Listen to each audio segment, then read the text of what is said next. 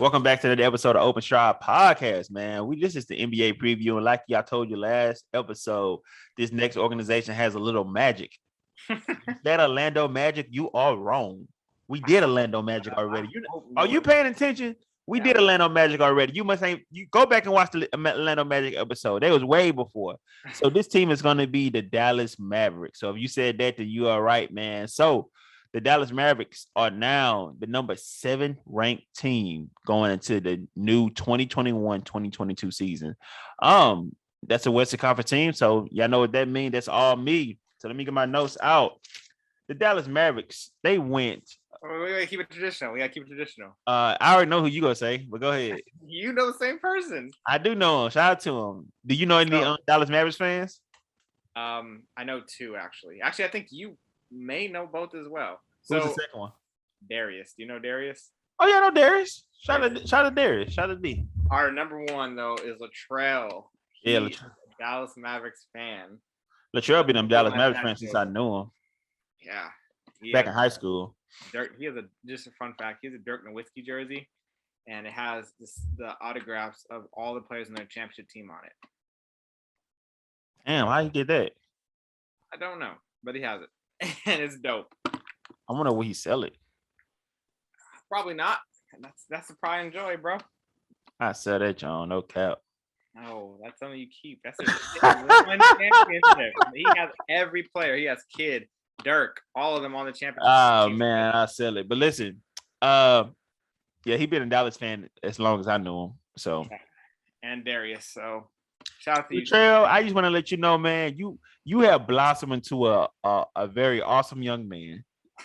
From the time I knew you when you was in high school, dog, to now, it's a really big blow up. And I will let you know that you have blossomed. If you're listening right now, FaZe, tell him that he need to listen to this episode. I want to let him know. I remember when you were just a freaking freshman in high school. To see you now, it's like, I can't believe it's you, honestly.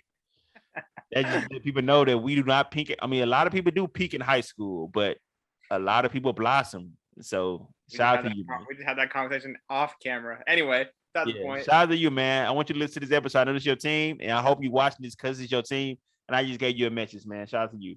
All right, so just moving to the next squad, or not the next squad, but the team we own now. The moves they made, they didn't make many moves. They didn't really pick up a lot of players. They kind of stand at pack with what they had. They did get some contract work done. So Luka got his bag. Big bag. 5 years, $207 million. Big bag. He deserved every penny of it. Another player, I'm gonna call him Mr. Get Your Bag, and Tim Hardaway Jr. He got 4 years, $75 million. Tim Hardaway keep a check. Now he was able to get $80 million out of New York. Now he was able to get another. Now he's able to get another $75 million out of Dallas. So I'm not mad at you at all, Tim Hardaway Jr., man. Keep getting your money, dog. I was a Tim Hardaway hater. I kept telling Latrell, I'm like, man, he's just not as good as making him seem. Not that good. Not that good. And man, I ate those words too, because that boy is nice. He burnt y'all. He burnt them he was burning people in the playoffs. Man, he's good, bro. He deserved every single. I retracted my statement. I even told Latrell I was wrong. I was like, yo, I was wrong. He proved me wrong. Like he's a good player. He really did. Oh yeah, he's nice. So, Morris Brown, the guy from when we were talking about from OKC, he's there now though, big man. And like you said, all that height they have 7 foot Porzingis, or like 7 Porzingis, like 7'2", right? Then they have 7'2", 7'3". What's the big man? Marjanovic. It's like 7'5". Yep. And then now they have Moses, who's like 7'3". Then they have Cauley Stein, 7 foot. Man, did we talk about the Cavs having 7 footers? They have 7 footers. They got that. That's a big squad. Yeah, that's a big squad. But look at it when they put their lineup on a court. Luka's not short either. He's like 6'8". Yeah, I know exactly. And Hardaway Jr. is like what 6'5", 6'6". Point guard. Yeah, exactly. Like they got a big squad overall.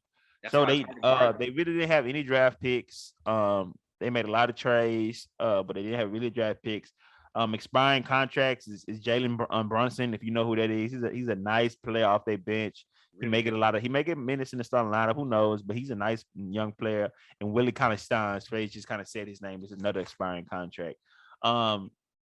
Starting lineup, right now they got Luka, KP, Hardaway, Finney Smith, and that big man spot. It can be Willie Kine. It could be Willie Conley Steins. It can be Morris Brown. It can be Boban. It can really go a lot of different directions. I don't really know who it may be, or they may decide to pay KP there and go kind of small in other positions and run like a running back. I mean, a running quarter start lineup out there. So, what you Yeah, think about that? they can go a lot of directions today, and I'm pretty positive in their preseason game today they ran Brown as a center. But Maxi Kleba is like a really, really, really good player to start as well too, because he can space the floor and he plays defense. No matter what, doesn't matter who's in that starting lineup or not, because they're going to be good. Whoever is with Luka on the floor, anytime Luka Doncic is on the floor, they're going to be good. So you can put Moses there, probably the best fit in my opinion. 7'3", get some rebounds, let Porzingis space the floor. You can put Claude Stein there, which I think he'll see a reduction in his minutes. You can put Dwight Powell there. Like, who knows? Who knows? They can go a lot of different directions. And one big move happened with this team is Rick Carlisle decided to step away. Yeah. We talked about the Pacers episode, and I let it be known I'm a big Rick Carlisle fan as a coach. I think he's one of the best coaches in the whole NBA. I feel like he's going to do a good job over there in Indiana, and help build that organization back up. Not really build back up because they're not really like a sorry organization, but he's gonna help them reach new heights. And but the new coach for the Dallas Mavericks, Jason Kidd. Jason Kidd. So how you feel about that pickup with Jason Kidd? The advantage I'm always going to have talking about Dallas Mavericks is I get to talk to Latrell all the time about how he feels about his team. Well, I always get an actual fan's perspective. And Jason Kidd is saying all the right things right now. He's saying everything right. He's bringing players to be the assistant coaches. Jared Dudley's assistant coach there and stuff like that. And he's saying that we want to get Porzingis utilized the proper way because he's not just a person you put in the corner. He's much better than that. We'll see. I think Jason Kidd underperformed both in his previous duties with Brooklyn and Milwaukee. I think they could have been better teams than they actually were. So let's see. But in another big news, their new GM or president, I don't know what role, his name is Nico. That's supposed to be possibly a major signing because he has so many connects to Nike. So maybe in the future, some good players can end up in Dallas because of that. That's one thing that Dallas always struggle with, though, is signing free agents. Yeah, major thing. That's one thing they always struggle with because you look at a place like Dallas, no state taxes, right? A nice city. Dallas not a bad city. They got a nice nightlife. They surrounded by other cities that are pretty good, like Houston.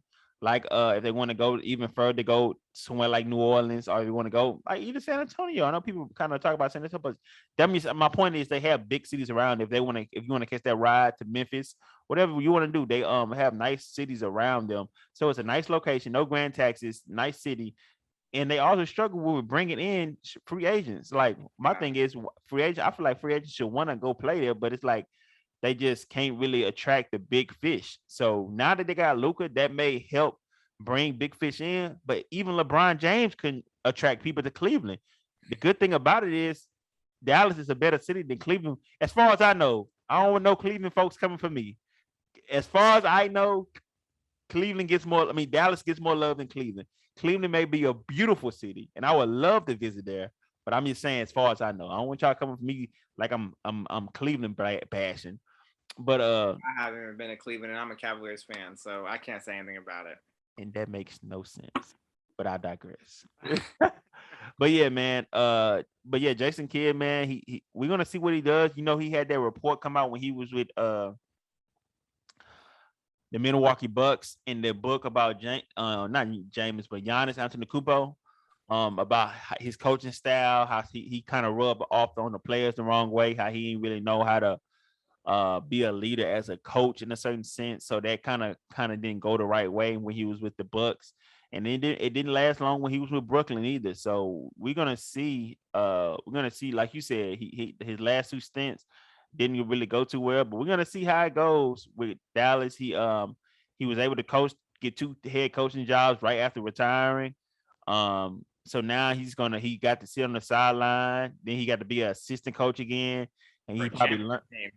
on a championship team. Great point. And now he can step into a role, probably learn some few things that he didn't know going into it because he kind of went right into the coaching spot right after retiring. So now he probably learned some few things, mature more as a man, got more knowledgeable of the process, learned some things about coaching, and now he can probably go into there with a new train of thought and hopefully do better. And I'm glad you brought up the KP point because he actually flew to KP's country to show him how much he's appreciated. So that's taking big steps to show one of your second best player, not one of your second best player that For he's sure. appreciated. He's gonna have a role on this team. And how you felt about reports coming out that KP was unhappy in Dallas because he felt like he was just a role player to Luka, and he was a bit jealous and envious of Luka getting all the shine. How you felt about that? Like how did that come off to you? I'll filter it because I don't want to say anything disrespectful. It's kind of weak. Um, That it was weak. Speak about it. We hold no balls over our podcast, ladies and gents. Get it out, I'm, Faye. I'm gonna keep it respectful. I just thought it was weak because you are the second best player, and when you play with Luka Doncic, he makes everybody's job easier because he gets you involved. His passing ability is a whole different level. He takes the defense off of you because his scoring ability. Like you gotta go in with the mindset you want to be the second best player. Like go rebound. If you're not getting the ball, go rebound. Force your way into the post. 7-3. Go hit people. Stop shooting 3-pointers. Like you gotta be tough. Like you can't just back down. And I thought that was what I saw a lot of from him. And maybe there's a stigma in his mind based on his injury history. Maybe who knows? I don't know. But I just feel like if you're that big and he's skilled, that's the thing. He's skilled. You should really be down there in the paint, banging, hitting people, go and get rebounds. Like yeah, shoot threes. If you can shoot threes really well, shoot them. But don't let that be your only offense. Like don't let mid-range pulls be your only offense and you 7-3. Go bang in the paint, and then I'll have more respect for that specifically. I think that maybe if that happens this year for him, then um they'll be better. But I think Jason Kidd will put him in better positions for sure. I just need him to be aggressive. I need him to be tough. You feel like so when he was with New York, a lot of people were high on Porzingis, and it was some people out there saying that he can one day be the best player in the NBA. And they was calling him the unicorn. I think KD gave him that name, and they was just like he does He so much. was. He was. He Yeah, was. and so now looking back on that in hindsight, he hasn't lived up to that hype that he had coming out his rookie season.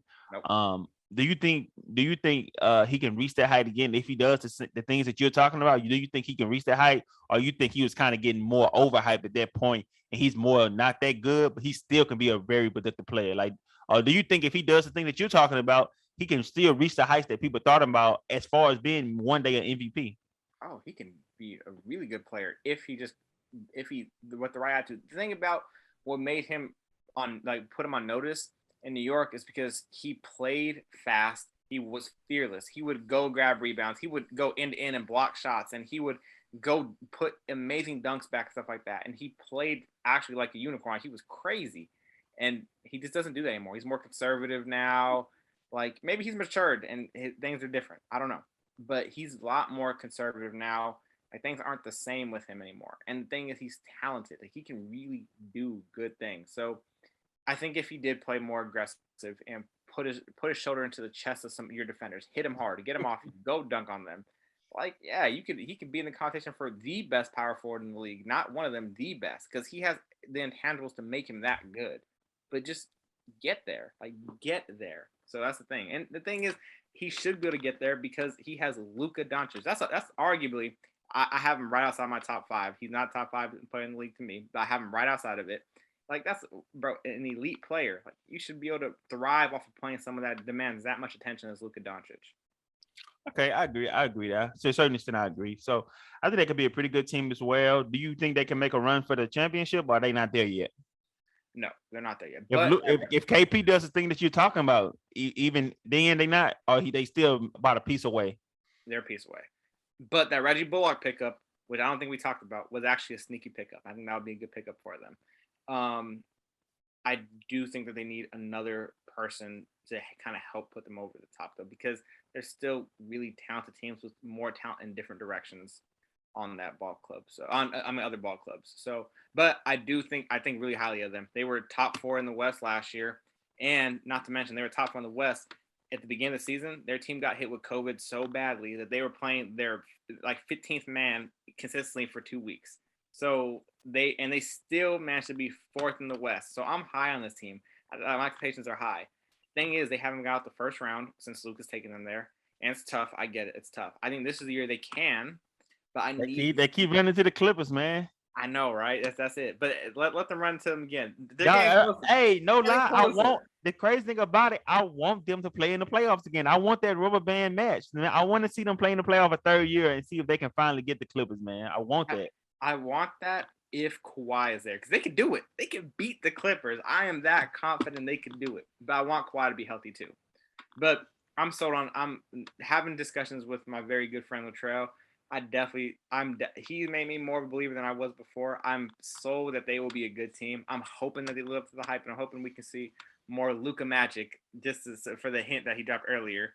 Luka magic this season because he's a really talented player. Cool. So, question for you. You kind of answered a lot of questions throughout the podcast episode that I was thinking about asking. Question for you as far as Luka. You said he's right outside your top 5, right? Right outside. They about a piece away from a championship team, right? Contender. A championship contender. So, question for you: Luka Magic, can he one day be the best player in the NBA? Yes. No questions asked. Oh, that's gonna be hard. It's gonna be. Oh yes, it will be. But can he? Yes. He has the talent to be. He definitely has the talent to be. He has the intangible to be. And I knocked Luka 2 years ago saying he was a very bad defender. Underrated defender last year. He wasn't great, but he wasn't as bad last year. So he showed improvement in the area. So if he can keep improving on defense, why can't he be? When all these good players go about their days, go about their lives away from basketball, why can't he be? And just to throw something, I am a Zion fan. I was a Zion fan from day one. And I thought that it looks like me and Matt both said it looks like the NBA is trying to groom Zion. But Luka can be the best player in the NBA for sure. Well, y'all heard it. So that's gonna be it for us, man. Thank y'all for tuning in to this episode of our NBA preview. We moving right along the list, man. That was number 7. That means we have one more team. Then we go into the top 5, ladies and gentlemen. The top 5, me and Face top 5 teams in the NBA. It's not a lot of teams left. I think you guys can narrow them down by now. You definitely should be able to narrow it down. It just depends on the order. Can you get the order right? That's the thing about it. So we only got 6 teams left. So that's not a lot of teams, but the order on which we got these 6 teams is the question. So stay tuned for the more episodes to come, man. Thank y'all for tuning in. The hint for this next team is going to be, this has been the most talked about team this offseason by far. The most talked about team since this has been the most talked about team since the playoff ended last season. So if you don't know that, that's a hint.